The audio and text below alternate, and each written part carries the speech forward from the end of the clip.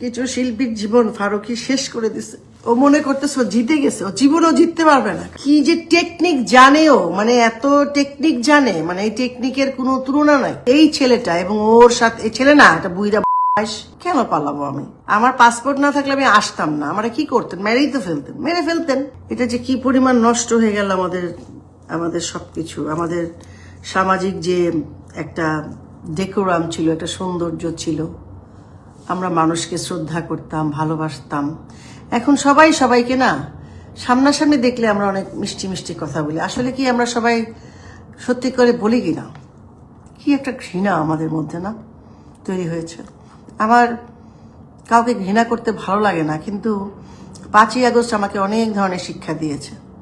এই যে মানে আবার সেই ফারুকী গ্রুপ, ফারুকী দেখেন আজকে 17-18 বছর ধরে সে সরকারের কাছ থেকে এমন কোনো সুযোগ নেয় নাই, অথচ আমাদের নামে কিচ্ছু বের করতে পারবে না, কিচ্ছু বের করতে পারবে না। যদি একটি টাকাও বের করতে পারে তাহলে আমি বলবো যে ঠিক আছে, আমাকে আপনি শাস্তি দেন। কিন্তু এই ছেলেটা এবং ওর সাথে, এই ছেলে না, এটা বুইরা এইটা, ওর সাথে আরো 200 জন আছে, ইন্ডাস্ট্রিটাকে শেষ করেছে।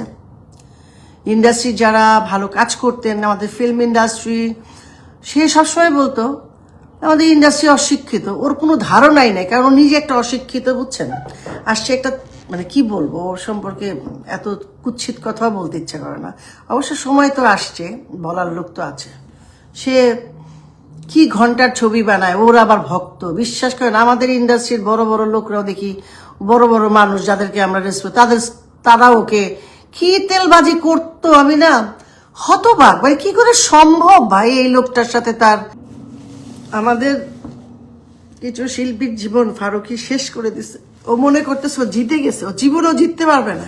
ও যেভাবে আমাদের দেশটাকে, আমাদের শিল্প সংস্কৃতিকে ধ্বংস করছে। আমাদের কত শিল্পীরা বসে আছে আমাদের অহেতুক। ভাই তুমি একটা দলকে সাপোর্ট করো, এটা তোর অন্যায় না।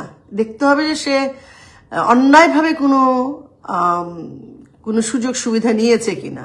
এখন আমাদের তো অনেক বন্ধু বান্ধব আছে যারা বিএনপি সাপোর্ট করে। আমার তো মনে হয় না যে তাদেরকে আমরা অসম্মান করব বা করা উচিত। আমি তো করবই না, কেন করব? তার ইচ্ছা, সে করবে, সেটা তার ইচ্ছা। রাজনৈতিক মতবিরোধ থাকতে পারে, কিন্তু মানুষকে অসম্মান করা তো, এটা তো হলো না, বা এটা তো কোনো জীবনেই দেখি না। রাজীব কাকা আমাদের পারিবারিক বন্ধু ছিলেন। রাজীব কাকা, আমি ছোটবেলা থেকে রাজীব কাকাকে দেখে দেখে বড় হয়েছি। মিজু ভাইরা তো রাজীব কাকার, মিজু ভাই খুব ঘনিষ্ঠ বন্ধু ছিল। মিজু ভাই ছিলেন হচ্ছে আওয়ামী লীগ করতেন, রাজীব কাকা বিএনপি করতেন, খলিল কাকা বিএনপি করতেন। কখনো অসম্মান করবো এগুলো আমি আসলে জানি না। আমরা এই ছেলেটা কি যে টেকনিক জানেও, মানে এত টেকনিক জানে, মানে এই টেকনিকের কোনো তুলনা নাই। ও যে কিভাবে মানুষকে ছোট করতে পারলো, ছোট করলো, এবং মানুষ আবার তার পিছনে লাফালাফি করলো। এবং যে শব্দটার জন্য আমার মনে হয় সেই শব্দটা, আমি এখন মনে হয় যে আমি এই শব্দটা বলছি বলেই হয়তো আমি অনেক, তার ওয়াইফ বলছে তার আত্মীয় স্বজন আছে আওয়ামী লীগে, কি জলিল ভাই নাকি ওর আত্মীয় হয়, হ্যান হয় তেন হয়। ভাই যদি আমি প্রাউডলি বলতে চাই, আমি যার সন্তান অমলেন্দু বিশ্বাস, জ্যোৎস্না বিশ্বাস, আমার কিন্তু আত্মীয় সব জায়গায় আছে। কারণ আমার বাবা মা এত জনপ্রিয়, আজকে প্রথম আলো বলুক, ডেইলি স্টার বলুক, তারা সবাই কিন্তু আমার বাবা মাকে শ্রদ্ধা করে। কিন্তু আমি কখনো কারো কাছ থেকে ওই সুযোগগুলো নেইনি। এই যে বাসায় যে, অফিসে যে বসে থেকে দিনের পর দিন তেল মেরে একটা কাজ জোগাড় করা, এগুলো আমি করি নাই। ওইগুলো আমি জানি না, কারণ আমি জানি আমার কোয়ালিটি আছে। আমার কোয়ালিটি আছে ভাই, আমি একজন শিল্পী হয়ে জন্মেছি। সো আমার তো কারোর সাথে হিচ করার দরকার নাই, আমার সাথে কারোর সাথে মারামারির দরকার নাই। দিনের পর তারা এত কাজ করেছে, তাদের এত টাকা যে কাউকে মানুষই মনে করে, এবং তাদেরকে সবাই হেল্প করেছে।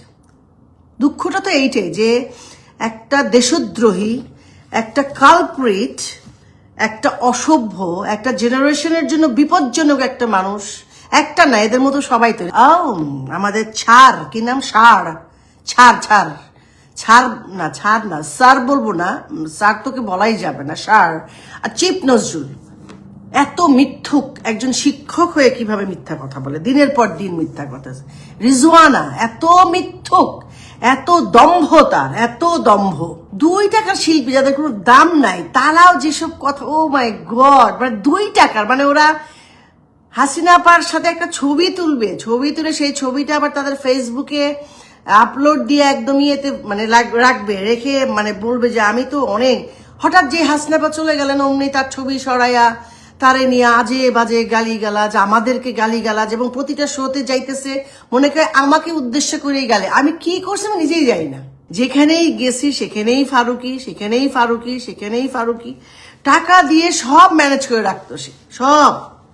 সে যেত, তার বউ যেত। দেখেন এখন তার এই যে দেখলাম একটা অনুষ্ঠানে তার ওয়াইফের যে অ্যাটিটিউড হয়, কি দেখেন, সবাই সব জায়গায় যাক, অসুবিধা নাই, কিন্তু প্রত্যেকটা শিল্পীর একজন দেশের সাধারণ নাগরিক হিসেবে তো আমারও অনেক অধিকার আছে, তাই না?